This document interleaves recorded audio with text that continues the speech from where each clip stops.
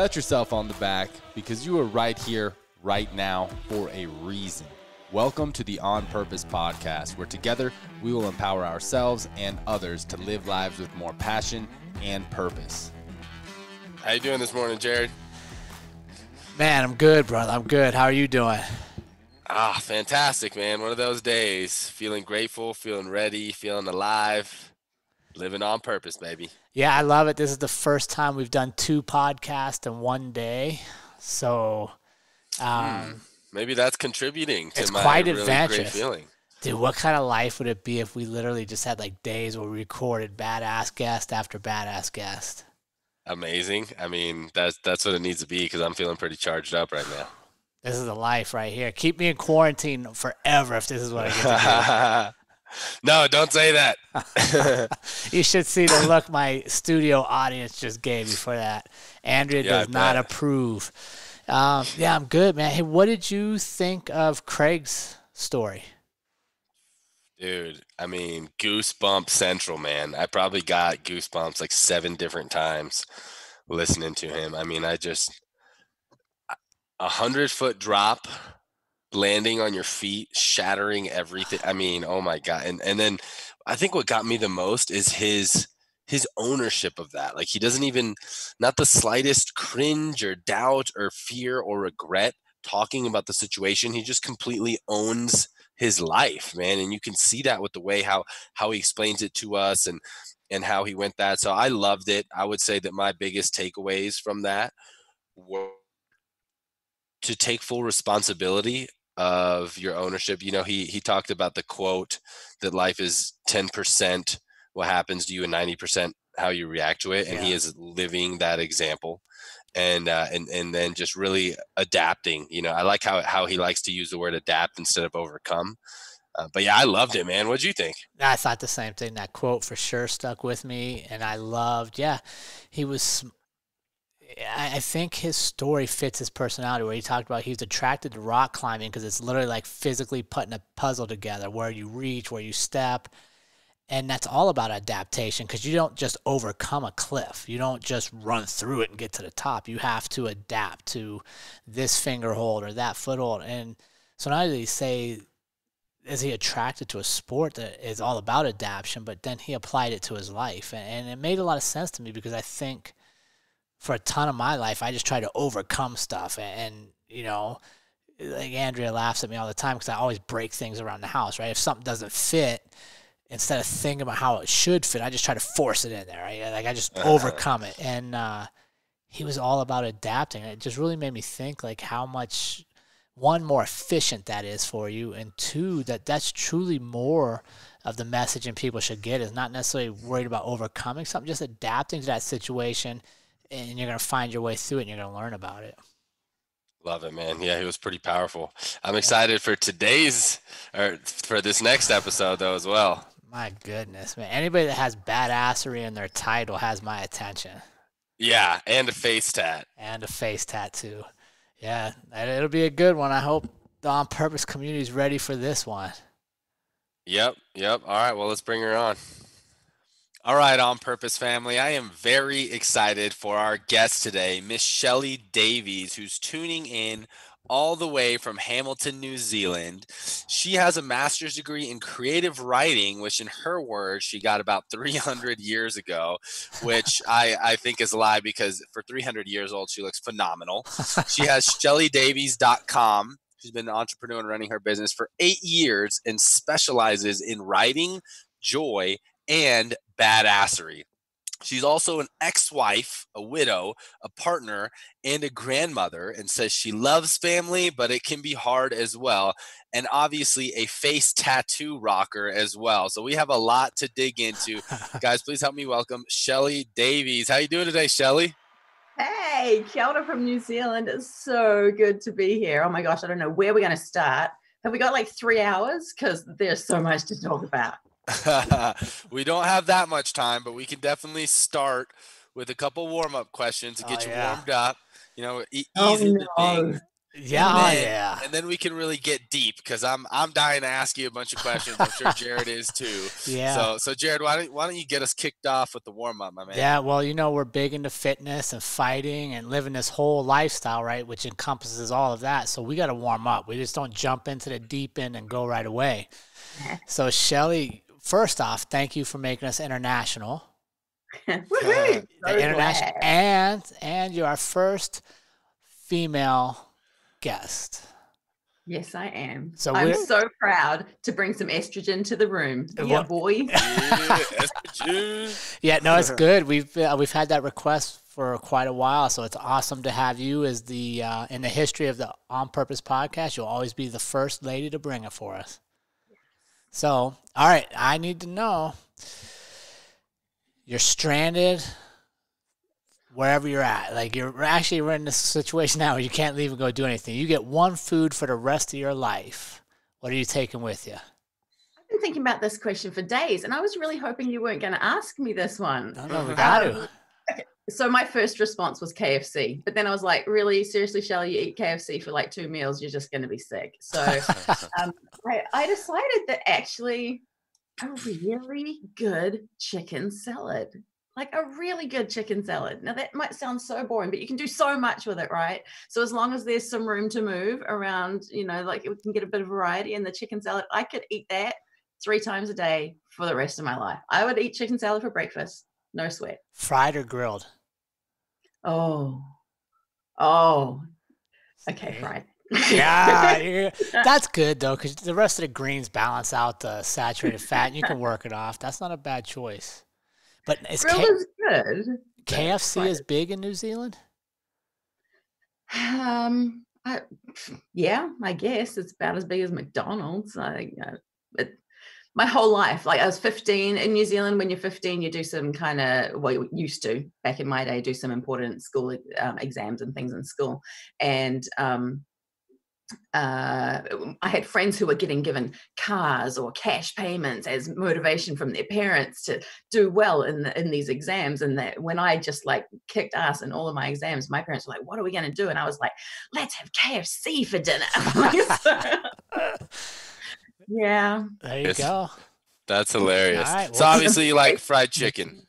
We know Yeah. that. We know that about Shelly. I'm a fried chicken fan myself. So next I have heard some of the discussion on wings, and I'm a wings and blue cheese girl, just for the record. Oh, same Oh, here. man. Same here. Yeah. Yeah, we can definitely touch on that too. Do you guys have Wingstop in New Zealand? No. No. Okay. Next time you visit your sister in Colorado, I'm gonna have to take you to Wingstop. Get you some Cajun. Okay. It's a date. I'm supposed to be there in October, so we'll see if that goes ahead. All right. Yeah, all we right. love it. Wing date for sure. All right, Shelly. Next warm-up question. If you could be any superhero, you can make it up yourself with any superpower. Who could it be? You can mix it up. It could be Batman with X-ray vision, whatever it is. What superhero would you be, and what would be your superpower? Oh.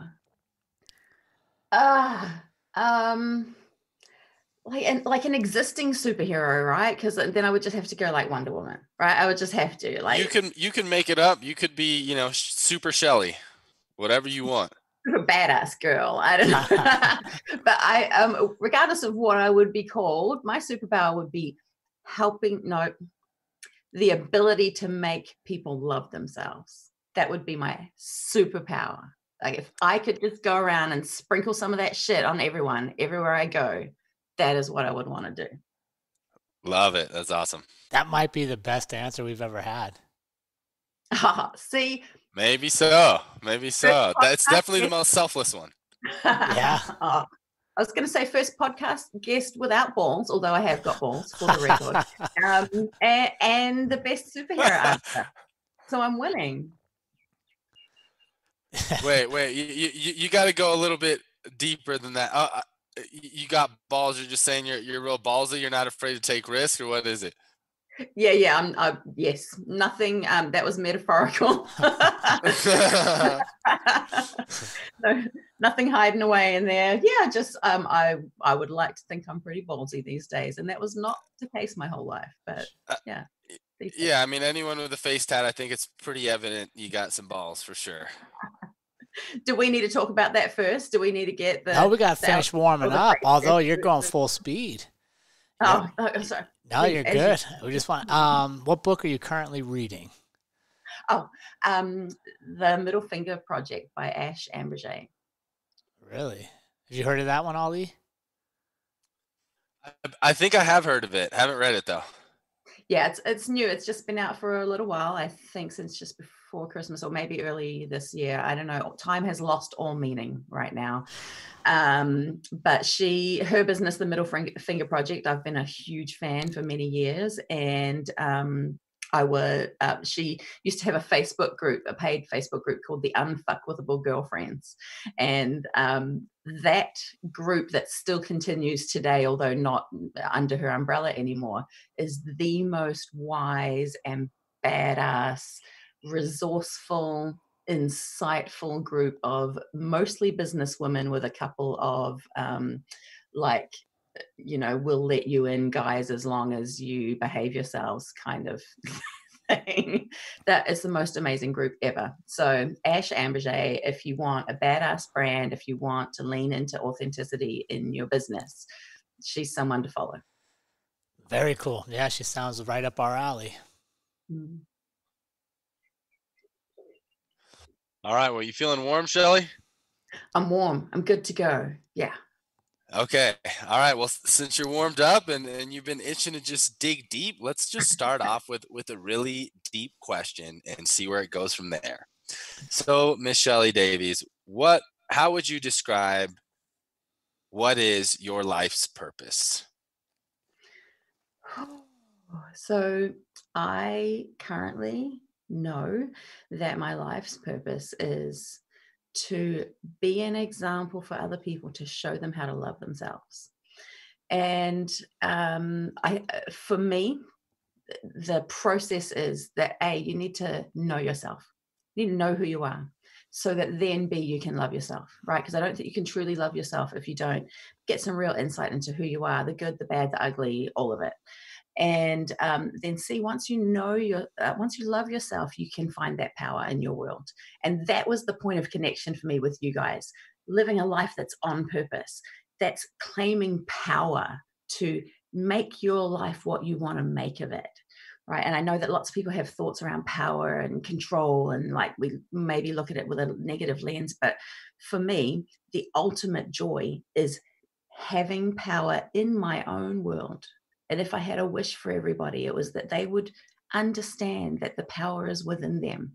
That's one of the things that people are discovering in this pandemic and being locked down and everything. I can't control what's going on around me, but I can control what's going on in me. And that's where the power lies. And how did you come across that? Was there a specific moment or an event or a series of events that led you to the question, what am I really doing here? I would say a series of events. I remember knowing when I was 15 that my special gift on earth was to love people. And even as I say that out loud, it sounds so woo and I don't know, I wouldn't call myself an earth mother or anything. I'm not, I don't know, I'm in touch with my spirituality. And as an Indigenous person, I talk a lot about things that are intangible and spiritual. But I knew back then that was my special gift, that I could love till the end of the earth, And it was only last year that I had a period of quite deep depression for a couple of months that I couldn't shake. Now, depression's been part of my journey for many years, right? It's barely even newsworthy. It's just such a common thing. Sure. And it rears its head every now and then, and I go, oh, yep, I know you. Okay, so you're back. What are we going to do together this time? Okay, cool. Let's work through this. Right, moving on. And that's fine. That doesn't worry me. But I had this period for a couple of months that I just couldn't shake. And it was pissing me off because I couldn't shake it. All my usual resources were not working.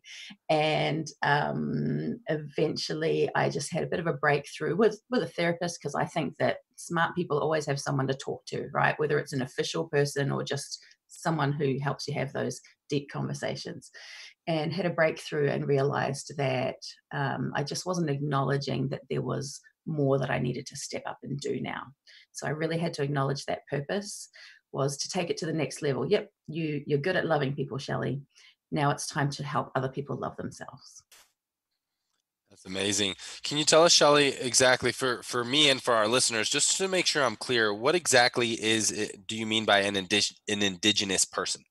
Yeah, so in New Zealand, the native people here, the First Nations here are the Māori of New Zealand, and my ancestors are Māori. And so my face tattoo is called a tā moko, or a moko kauai.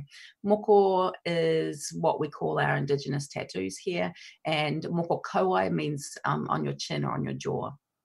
And so this is a traditional practice for Māori women from pre-colonial times that's really going through a resurgence at the moment, and it's about stepping into your identity. It's about your what we call whakapapa, which means your ancestry, your genealogy, your family history. So it's a statement of my identity as a Māori woman. How long have you had it? 2 years now, just 2 years this month. And it's a fucking scary thing to do, can I tell you? Just put something on your face that changes the way the world views you is it's very vulnerable at first. It's very empowering once you step into it. But for me, a big part of it, because you would usually think of Māori people as having brown skin, and I'm very, very fair, right?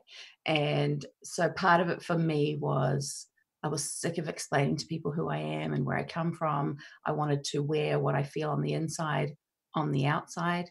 And I also wanted to reject a little bit of the white privilege that, as someone with pale skin, I am a recipient of in my life. So I don't know if that's the kind of thing that you guys have ever investigated or thought about, but that was part of my journey, is going, I'm gonna reject that to a certain point. That's awesome. And over there in New Zealand, I recently saw this viral video of this child who was an indigenous little boy with dwarfism, I believe. Do you know what I'm talking about? No, it's not ringing a bell yet. So it went viral, and apparently he was getting bullied, and then there was all this backlash that the video that went viral was fake, of his mother filming him and him crying in the car. But that kind of was a recent highlight of indigenous people. In your experience, do indigenous people in New Zealand, are they discriminated against? Is it kind of this if you're indigenous, is there some sort of preconceived stereotype among the masses towards indigenous people? For me, it's probably more of a discussion of people of color, which I'm sure that you would have some statements about, and given your For sure. And so I think that in the world, in Western society, we've got a long way to go when it comes to equality, diversity, inclusion, figuring our shit out around those things. So for me, rather than just a conversation about being Indigenous, it's more about our unconscious biases. Jared, I'm sure in the police you've had plenty of experiences and times thinking about those kinds of things. I am a fierce defendant of Indigenous rights, and I think that a lot of the world's problems can be solved if we give our Indigenous people the voice that they once had. Let me say that again, say it better. If we as Indigenous people reclaim our voice, right? So we don't actually need anyone to give it to us; it's ours, and those are some battles for us that we will continue having for a long time, I think. Gotcha. And yeah, thanks for the clarification on that. And I think you're absolutely right. We have a long way to go, but it's very important not to forget that we've also come a very, very long way. No matter what we see in the media, that we have come a very long way, and there is so much positivity and love in the world already. That's a great thing to highlight. So. So Shelly, I'm curious to know, you've had this for 2 years now, and you have already described yourself in our short time together as a fierce woman, and you definitely have that aura from just your image, right? Shorter hair, tattoo on the face. I see in the background, it looks almost like this Amazoness woman skirt or something like that. However, at the same time, you feel that that your purpose is to show people how to love themselves. So how do you overcome this fierce image that for some, upon first interaction, may repel people away from you, right? I had this recent experience. I used to have a pretty fierce mustache, and I've kind of seen how an image of your exterior image, people will judge, people will make stereotypes. It's just human nature. There's nothing wrong with that, but we have to make an assumption when we first see someone. So how do you adapt and move around that in order to fulfill your purpose with such a fierce outer image? Let me think. So I'm really big on bringing my whole self into any space that I come into, right? What you see is what you get. You get all of me. You get the fierce me. You get someone who will just hug you to death. And man, people have been talking about maybe we won't be huggers and handshakers after this pandemic. I'm like, no, that's not a thing. Like, no, I can't stop hugging people. What am I trying to say? The first impression, people will have the first impression that they're going to have. And I don't think there's much I can do about that. But by being my whole self, the self that you're experiencing now, the self that just doesn't have much of a filter and says all kind of random shit, just that it just comes out of her mouth. The self that is not afraid to be vulnerable and be wholly me, regardless of what someone might think, that breaks down barriers pretty fast. And so as long as someone is willing to engage, as long as someone is willing to hang out long enough to hear a few words that come out of my mouth, I think it becomes pretty clear that there is more to me than perhaps a fierce exterior. Yeah, that's good. And what I love about what you've talked about so far, Shelly, is that everything you're doing is to, at least my view is, it's to open doors of communications, not necessarily for you, but for people that you feel strongly about, right? Like the tattoo opens up doors to converse about Indigenous people. Obviously, if we're engaging with you, we can talk about women's rights, and you could be a powerful, strong woman, also helping for the Indigenous people, your family, your community. So I love the selflessness in what you're doing, right? I haven't heard anything where this is designed to promote you as a person, but more it opens doors and platforms for you to step into and say, hey, I'm bigger than this, and here's who's coming with me, which I think is a big part of our community, right? Right now, there's 3 of us talking.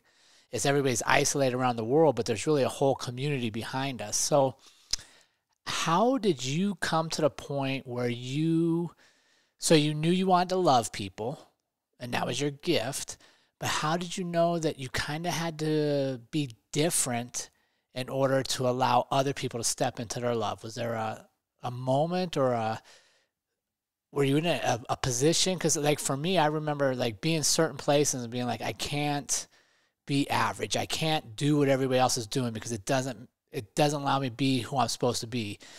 But I struggled with, okay, what is that step? Where do I step out and be comfortable yet still fulfill who I'm supposed to be?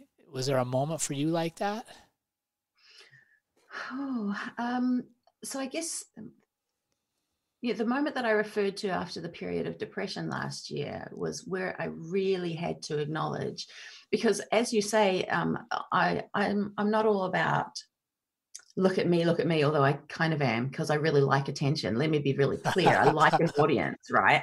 I'm a trainer. I go into people's businesses and I'll facilitate 2 days of training. And that is the hugest buzz for me, being able to work that room and keep people engaged and just give and give and give in a way that's of value to them. It's a huge buzz. So it's a little bit about me. But the moment where I acknowledged, holy fuck, I have to live a bigger life, was terrifying to me, because if I want to influence people, then I do have to have a big enough platform, which means I do have to be known to a certain extent. And that's where the conflict or the tension came in, because I don't want to be famous. I don't have some desire for that. But if you want to get your message out there, you have to have a platform, right? So just like you guys are building your community because you want to influence more and more and more people for good, for me, saying out loud that that's what I wanted to do, that I needed to be known more so that I could get my message out there, that felt like the next level of vulnerability. Now, if I go back a bit, so I'm 46 now, loving it. And I know I said master's degree 300 years ago because it feels that way. It feels like I knew you were lying. Don't let the flawless fool you. It feels like lifetimes ago. I feel like I've lived whole lives between then and now, because when I was doing that degree, I was married. I was very religious. I was having my first child. By the time my son was a year old, his dad left me. Within 2 months, his dad had drowned. So that's why I say widow and ex-wife, because it all kind of happened at the same time. I was living in the States. I got my master's degree in Utah. Then I was a single mom, and then I remarried, and that was an abusive marriage. And I mean, emotionally abusive, like a shitty marriage, let's just put it that way. And then years of being on my own as a single mom with 3 kids. And so that's why I'm like 300 years ago, because life throws so much at you, right? But if I go back 8 years from now, so at the age of 38, I made a really big, the biggest, boldest step in my life, which was to leave the religion that I had been raised in. Now, I tend not to talk about which religion, because that's not the point. The point is that I was raised with a belief system that was a very, very beautiful belief system, loving people, thinking that people are of huge worth and that we have divinity in us.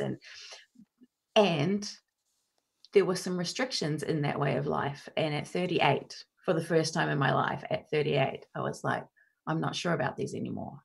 And because my entire family are still very active in that religion, for me to step out of it broke their hearts, It was huge and it was painful. And don't get me wrong, they are still all in my life, and they are wonderful, and they're amazing people, and there was no rejection or getting cut off or anything like that. But they feared for my soul. You can't hold that against people, right? If they just genuinely fear for you. Right. But the last 8 years has been this journey of exploration and spreading my wings, and on a daily basis, stepping more and more and more into who I am. And that has meant on a daily basis, recognizing a fear or a what if or a, oh, but I can't, or an, oh, but I shouldn't, and pushing through it. And that's been the journey. And that was going to be my next question for you, because we have a lot of female listeners. We have a lot of listeners that are, they know there's something more they should be doing in life, but maybe they haven't taken that first step yet. Maybe they're still working towards it. What would you say for them as that first step? Like, what would you recommend they do to really get moving towards that purpose? I would ask them, what's the first thing that comes to your mind when you think about things that you wish you could do but you can't? And whatever that first thing is that comes to mind. So maybe I'll ask you guys, Jared and Ali, what's the first thing that comes to your mind? And maybe it won't work for you because maybe you're already living life with so much purpose. But there's always more out there. Is there a thing that comes to your mind if I said, what would you like to do but you think you can't?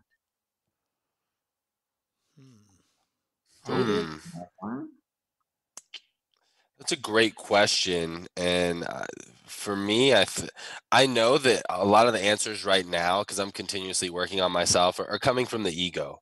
And they're silly answers that are non-fulfilling. So, quite frankly, the first answer that came to my head was to essentially have no ties in a marriage, right? Be able to sleep with as many women as I wanted to, but that's not the framework, right? And that's not really actually what I want. But that's kind of the ego thing that puts the idea forward. Yeah, but I understand what you mean. Yeah, I would that I can't do right now is I would just travel a whole lot more. And like we're moving towards that, but I have obligations here, right? And if I just upped and traveled, then my kids' lives are a little impacted and stuff. Yeah.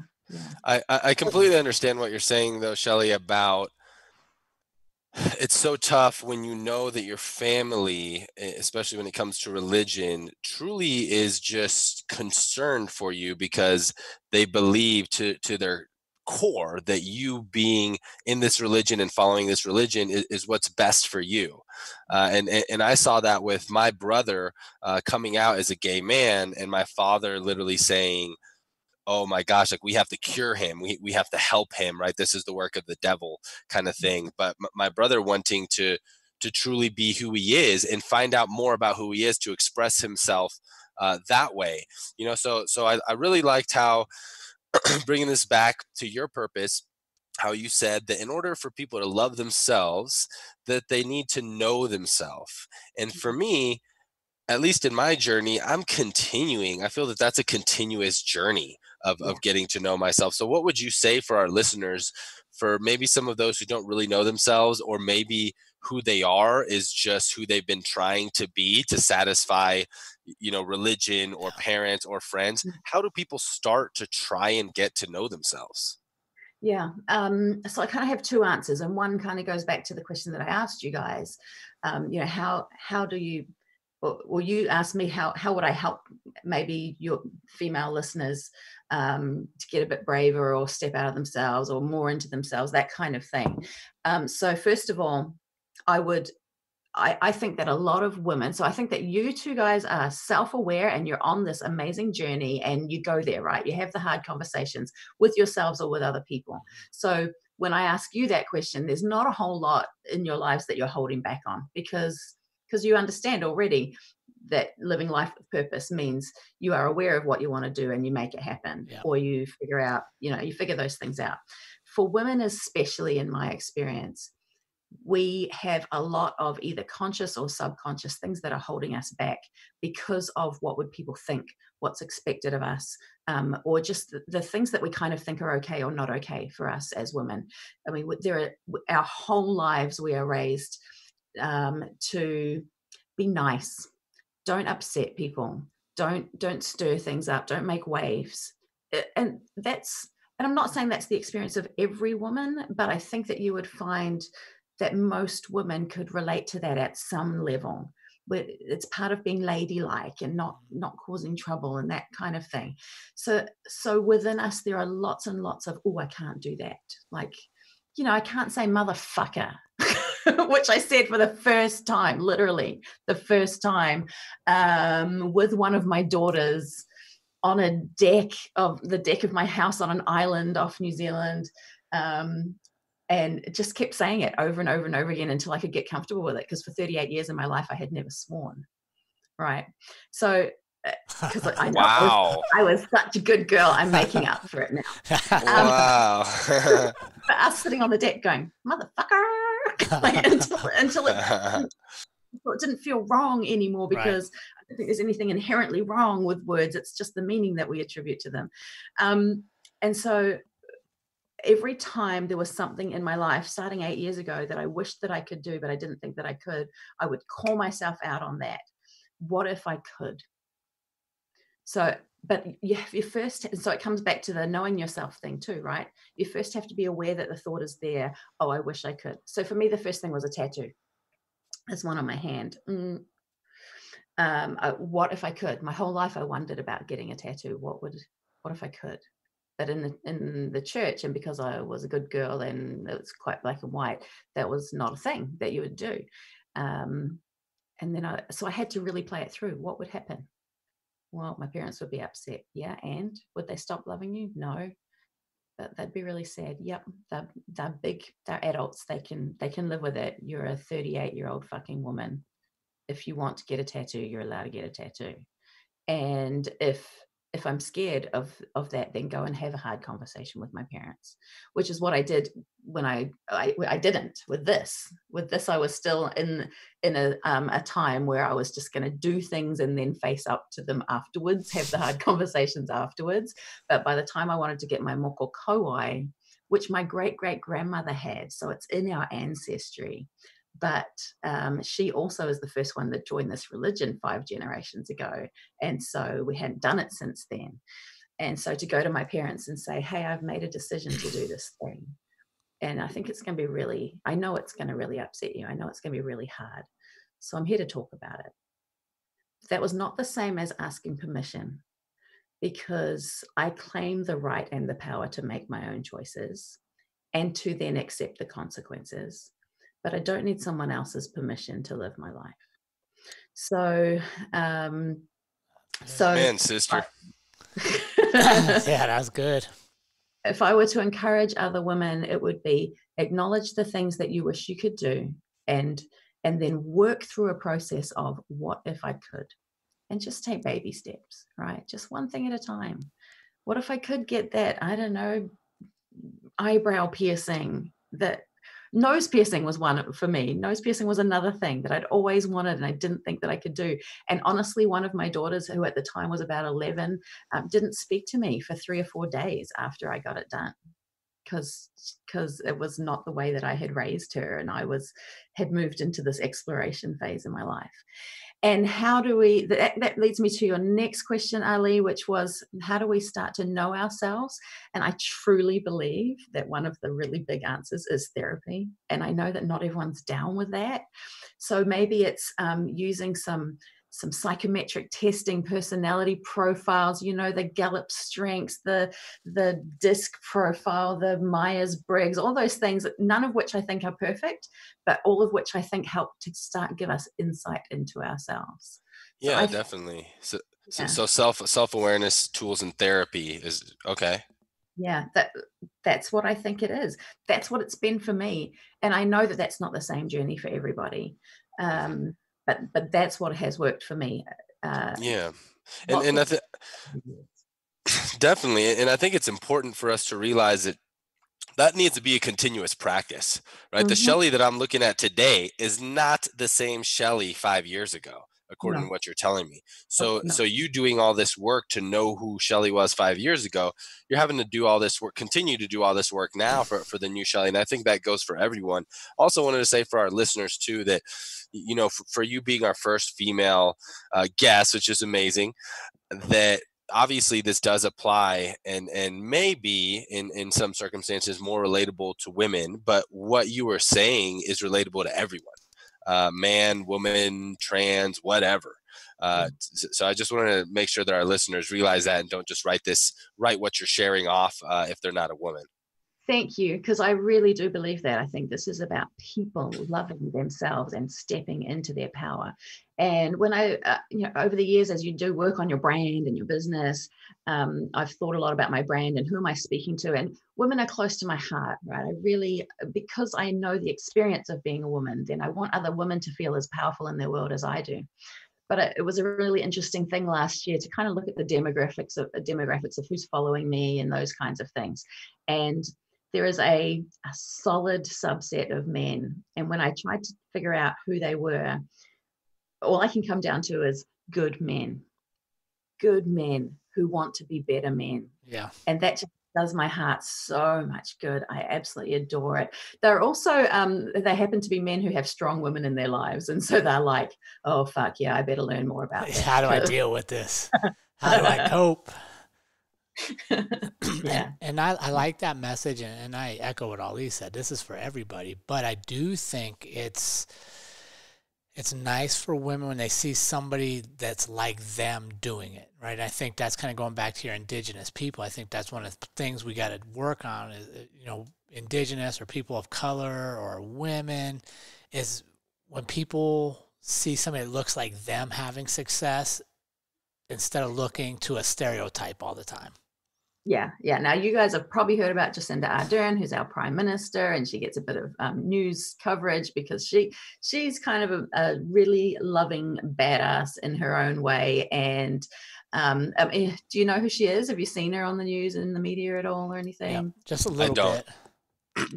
You should totally look her up, Ali. So Jacinda Ardern, she's our prime minister. She's young. When she's got a partner who she's not married to. How do you spell her last name? Ardern. Got it. When she was elected, she was pregnant, and we didn't know that. So she's had her first child out of wedlock. All goodness since she's been Prime Minister. We've had these mosque shootings last year in New Zealand, and she just led with so much love and compassion and empathy. And the way that she has led us through the current pandemic has just been incredible. Now, for me to be raising daughters who get to see female leaders like that. So what you said, Jared, about women being, or girls being able to see someone like me, someone that you can relate to, it's so important. And there is a children's book that's been published about Jacinda. And I'm like, wow, if I had little baby girls now, my youngest two are 16 and 17, my two girls, I would love to read them a bedtime storybook about a strong female leader. How cool is that? Not a princess, not some mythical character, not a fairy tale, but an actual woman who's leading a country in a really brave and courageous and loving and empathetic way. I think that's beautiful. Yeah, and I love that, especially for our parents out there, is you kind of get to pick and choose when they're little. So I know for me, when I was fighting,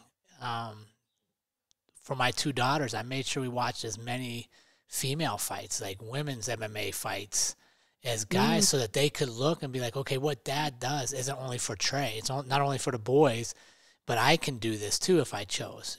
Because you want people seeing themselves in possibilities, not seeing themselves in limits. For sure. Because I think we default a lot of times, right? We default to what we're limited to, whether it's formal education, peer pressure, just trying to conform. With conformity comes limits. And unless somebody opens your eyes and say, hey, this is possible, you can do more. You can be 40. I was 42, I think, when I did my first fight. 42 doesn't mean you're retired from everything. Yeah. So while we may see it as a niche, or like, okay, only certain, guys might look at Jared this way, you never know who else is watching and sees a beacon of hope in you. Yes. Yeah. But like you said earlier, if we live quietly, if we keep the story to ourselves, then nobody ever knows. Yeah. Yeah, that's right. And I think a lot about gifts and generosity and contributions that we have to make, and what a gift it can be to put yourself out there for someone to see, even though that's a risk to you, even though that's vulnerable, even though that then opens you up to criticism, right? Because in today's world, you put yourself out there, you're going to get some criticism, you're going to get some trolls or whatever. What a gift. And so I think a lot about vulnerability as a gift. Yeah, making ourselves vulnerable as a gift to others. I think that's one of the most powerful things we can do. Yeah, and I saw you're a follower of Brene Brown. She does amazing work on the whole vulnerability movement. Yeah, for sure. That's one of the things that appealed to me about you guys, as I scroll. So I can't even remember who, someone in my circles, and I know a lot of chiropractors, and do you guys still have chiropractors as a sponsor of your podcast? They did the workshop with us, yep. Yeah, and so maybe it was through chiropractic circles that I came to see one of your podcasts. Somebody just commented or whatever, and so then I scrolled through and I kept seeing your purpose and power and consequence and responsibilities and perfection and imperfection and all those things, and I was like, oh, these are my people.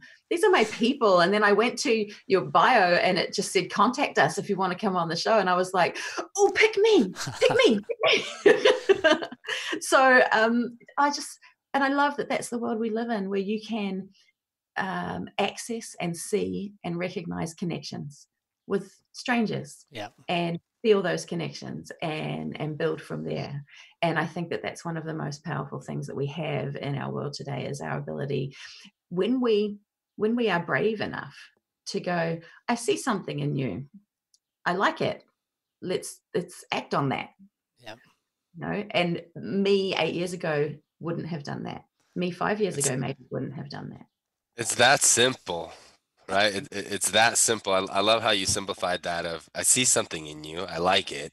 Let's act on that. Mm-hmm. Right. That's huge, when sometimes it's even so hard for us just to simply acknowledge each other, right? To take it a step further of acknowledging that you see something in them that you like. Yeah, and then That's the courage to do something about it, because I think lots and lots of us have this point where we go, oh, I wish that I could get to know that person better, but who am I to do that? Or Yeah. why would they right. know me? Or there's a barrier there that could be about worthiness or value or confidence, could be about a whole lot of things. But stepping past that, because for me it came when I left the church. I left pretty much my entire social network, and I had just met this beautiful man who is still in my life now. And I realized after about a year or so of us being together that he was it. He was like my only friend, real friend right then. And I was expecting him to meet all of my emotional needs. And that is not sustainable. That is not fair to put onto any single person, married or not. That's not the way I think that we are built. And so then I was like, fuck, I need to get some new friends. And how do you do that when you're 38, 39, 40? I just wasn't even like, what a weird thing to have to consider doing.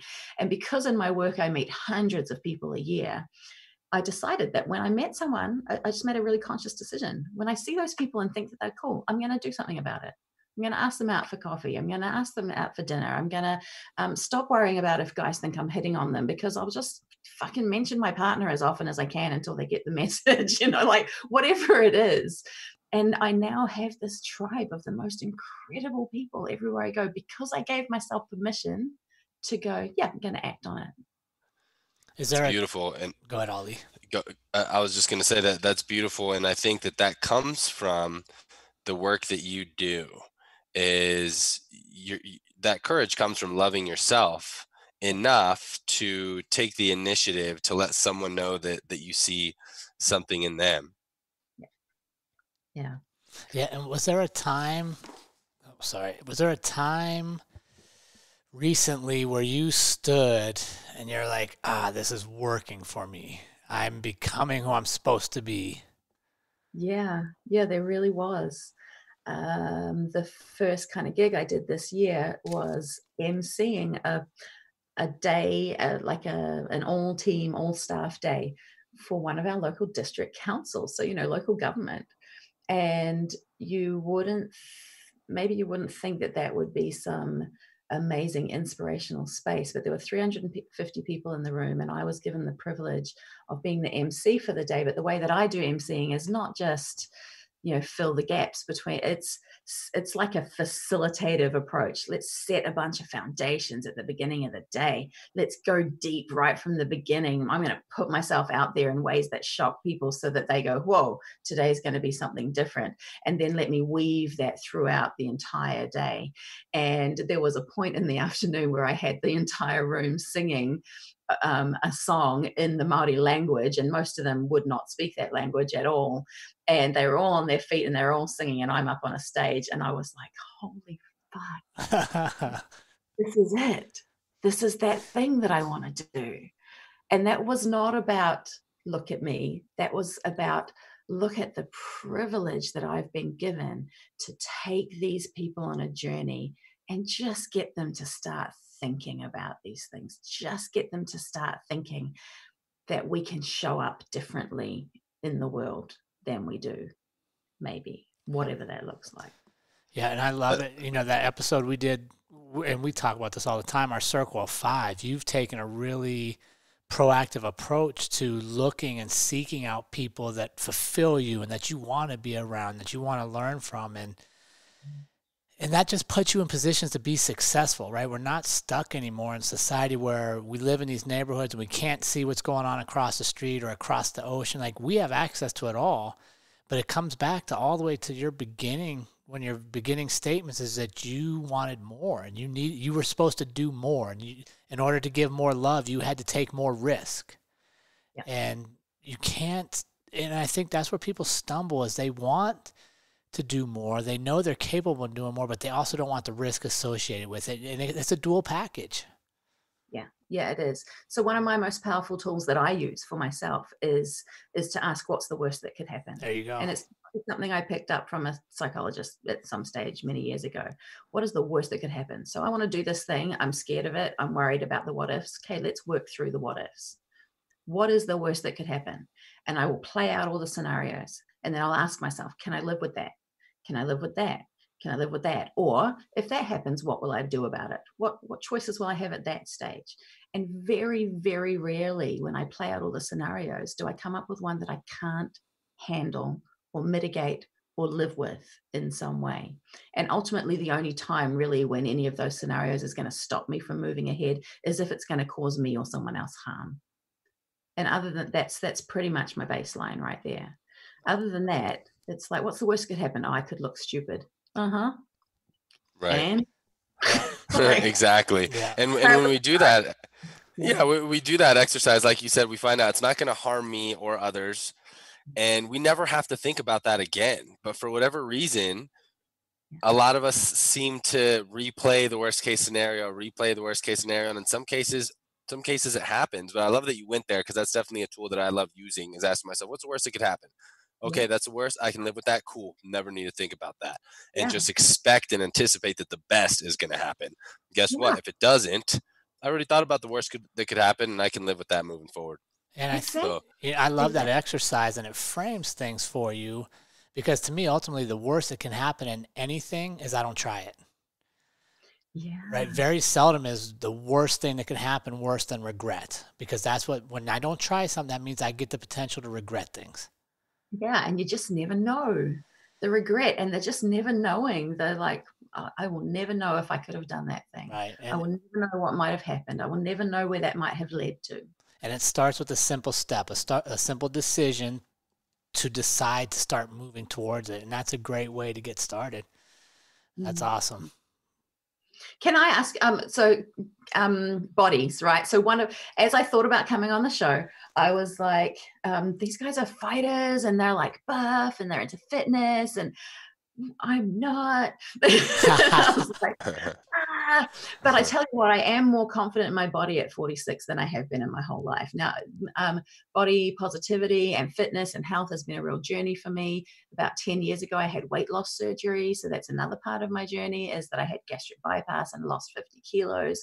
And that was a choice to take power and control in my world. Yep. That was something that I wanted my daughters at the time to see me. I wanted them to see a mother who would do brave and courageous things for her own benefit. And it also was going to help me be a better mother, because I would have more energy. I was just so heavy and tired all the time. But so weight has always been a really big thing for me. And I'm not a gym bunny or anything like that, but I really love feeling strong and using my body. And so figuring that stuff out has been an ongoing process, figuring out in what ways do I want to use my body so that I feel well and so that I feel strong. And it's an ongoing journey of learning. But this year, in my 47th year, aerial fitness, pole dancing, hoops, silks. And that was the one thing that I was the most pissed off about with the lockdown, was that I couldn't fucking go to my pole classes anymore. I was loving it. Now, I got to tell you, 46-year-old, kind of short, dumpy woman on a pole is not the sexiest thing on the planet, but it feels good. It feels good. And I'm in a room full of mostly other women. We have some guys that come too, which is awesome, who are all doing the same thing, which is just owning and loving their bodies and trying to let go of all that self-consciousness that we have and all of the judgment, other people's judgment that we take on and then internalize and then perpetuate, right? And so I'm never going to be amazing on the poles or the hoops or the silks, but am I going to feel powerful that I can do those things? And are my children going to see me being powerful? Fuck yes. And I love that. That's beautiful. So I guess I wanted to talk. I mean, it was a thing for me that you guys are all into fitness and everything. And then I was like, well, how do I even come into that zone and be part of that conversation? And then I talked myself through, no, you've taken a lot of power in your body, Shelley. And so that was, I had to get over that hurdle internally. Well, we're glad you brought that up and that you approached that yourself, because we're definitely into fitness, but it also just symbolizes empowerment, right? Like, one of the truly only things I own in life is my own wellness, right? You know, I mean, like we're living in times right now where, at least in the States, we're not supposed to go certain places. We're supposed to stay home and all this lockdown. Well, I still get to control my body and I still get to move my body. And as long as I can move, I'm alive. Yeah. But if I neglect movement, it's hard to be exceptional in other places. And I think Ali and I agree upon this, or maybe he doesn't, but I think it's hard to be really great in one area and completely neglectful in another. I think when you pay attention to yourself as a whole being, that includes like your mental, your spiritual, your physical. Now you're truly operating at your peak performance. Yeah, no, I definitely echo that. I mean, you can see behind us, that's what our podcast is about, is mind, spirit, body. You know, that's truly living on purpose, because without the health, without the wellness aspect, and I'm sure you can attest to this, Shelly, you said it, you can't show up in your fullest capacity. You know, the healthier you are, the harder you're going to be able to love, the more energy you're going to be able to put out there. So health and fitness is extremely important. And it does not matter whether you get it on a pole, you get it on a hike, or you get it in the cage, as long as you're getting fitness and find what you truly enjoy. So I commend you for that, getting your aerial fitness on, because as long as you are breaking a sweat and, like Jared said, moving the body, that's extremely important. And I think, in my experience, it's the number one pillar. You know, you can't, without health, it's really difficult. It's possible, but it's really difficult to fulfill the other aspects of life. I mean, if you're extremely overweight, it's going to be tough to sit there and meditate and try the body, right? Or to go and travel. If you're a business person, it's going to be hard to get on those planes and be traveling. So the more energy you have, the more you can take care of your health and wellness, I think is going to be more effective in all wellness. So Shelly, I want to diverge, because like you said, we need like 3, maybe 6 hours with you to get into this. And I know that we're coming up on our time here. So I wanted to ask you, as you know, the word therapy can be really off-putting to some, and that was your biggest suggestion, kind of getting to know yourself better. And I completely agree. Really uncovering some truth. For me, what's been a really awesome exercise that I've been utilizing lately is conversing with myself in the mirror as a form of therapy, and separating myself into two, my higher God being, and then here my ego self, and checking in with, hey, how are you feeling right now? What's going on? Sometimes really casual, right? Like, how you doing today, man? How you doing? And then letting myself answers. That's one exercise that I try and promote to the community, because it's worked so well for me. I know for you, writing is a big thing. And I'm actually reading a book right now, just started it today, Writing Without Bullshit, because I find myself to be, have you read that one? No, but I have to. Okay, yeah. I'll let you know how it is. Because for me, it's always been this drudging task to write a journal. I always have it on my task list for the week, my accountability chart. And every time I do that, it's tough. I'm more of a vocalizer and a listener. I like audiobooks more than I like reading. I like speaking more than I like writing. So these conversations are a better way for me to journal.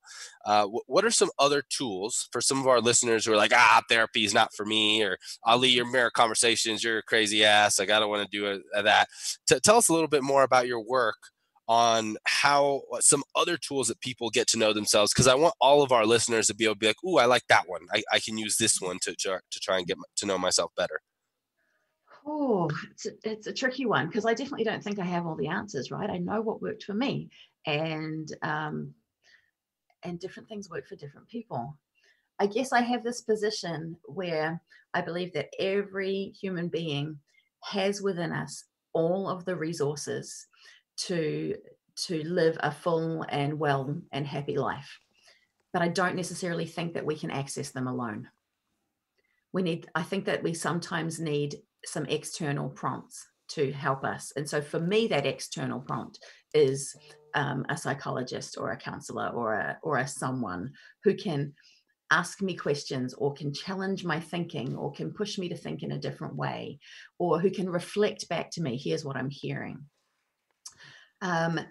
What I hear from you, Ali, is that listening to podcasts, having conversations, those are the things that can help you tap into what's going on inside, because you get some external prompts there. I think that for lots of people, there's meditation and gratitude and journaling and all those kinds of things. But I don't know if there's any real rocket science, right? I think that everyone has to find some practices that will help them to tap into those internal resources that we have. For me, I know that sometimes I can't tap into all of them without someone else's help.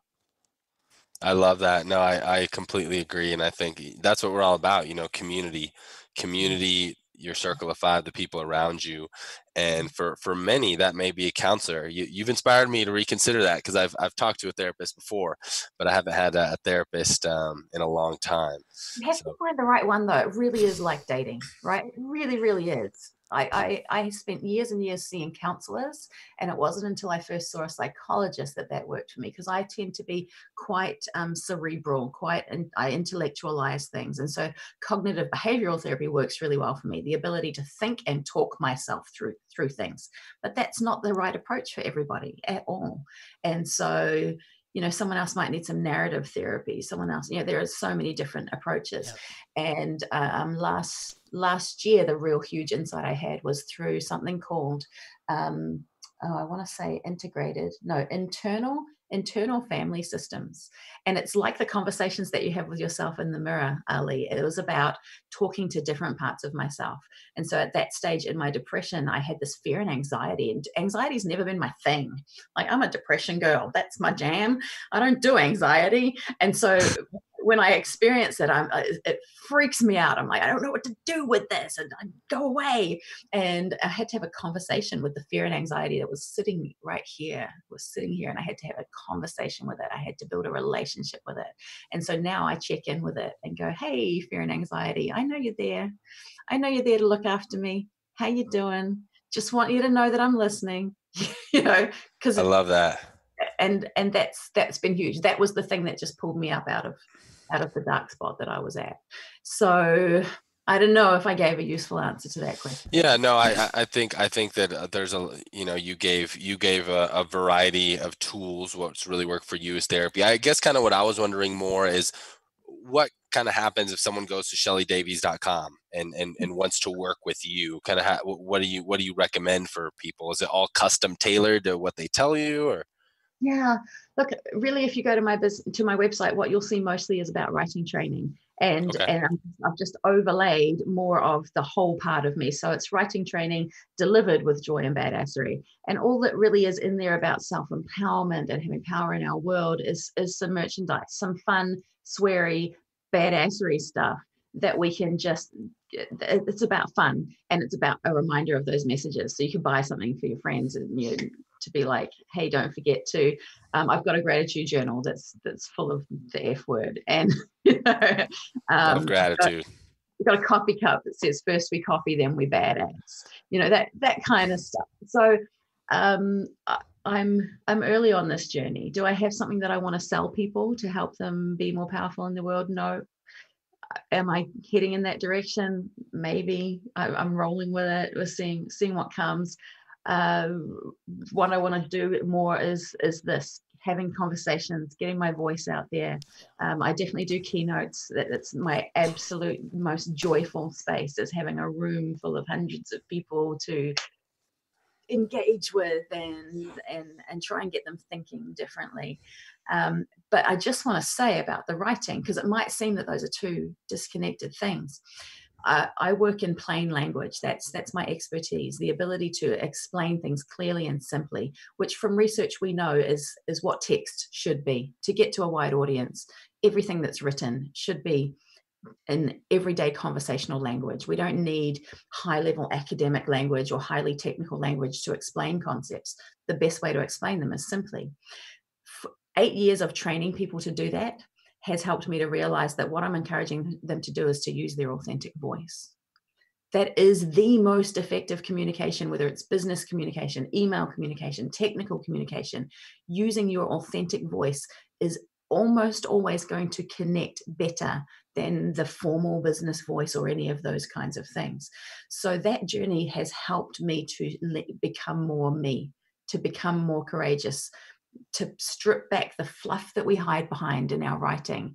people say to me, oh, but I want to convince this board that they should spend X amount of dollars to get these benefits. How do I say that? And I go, maybe we should just say, we need to spend X amount of dollars to get these benefits. Like, we don't actually have to package that up differently. Right. Say what you want to say. And so that is part of this discussion, and writing and getting comfortable with our voice can help us to get more confident and do some of that internal exploration as well. Yeah, that's true. And it all goes back to what we talked about earlier, is you got to know yourself, right? Yeah. Before I can do a good keynote, before I can become a better parent, before I can really excel in anything, I have to be figuring out who I am. Yeah. And what do I want more of? And I love, like, all of what you're talking about is self-awareness, right? Like, I'm self-aware, I'm a deficient here. Well, for Ali, the mirror exercises work. You like to speak to somebody else.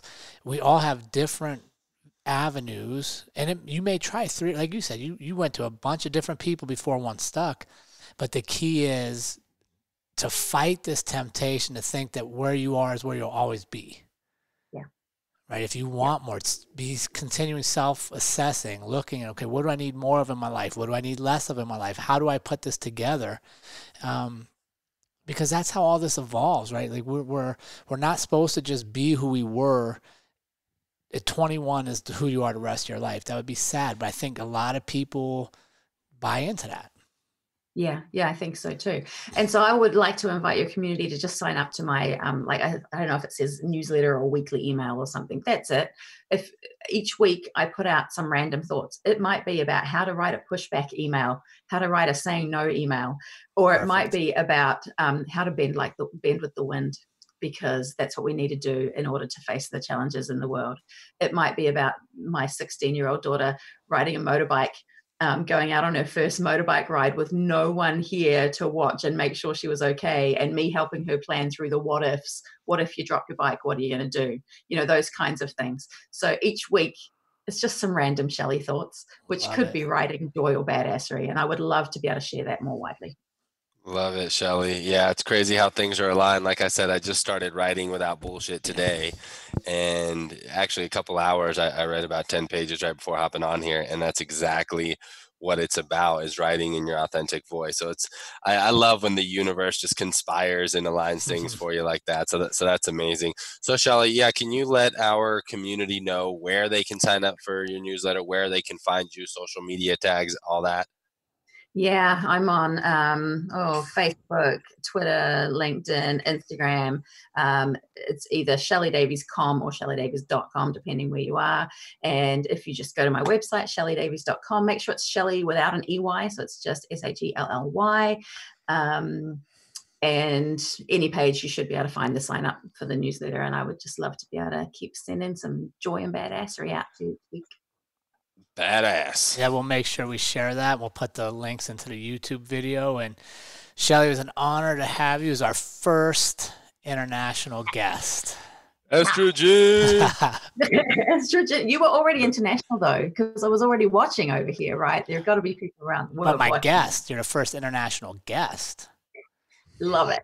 Yeah, we love you as well, and we're proud of you, my friend. You keep up the good fight, and if anything our community can do to assist you, you do not hesitate to reach out to us. Thank you. Thank you so much. It's been an absolute privilege. We're honored. Thank you. And remember, team, life is far too short to live any other way than on purpose. We will see you all again next week.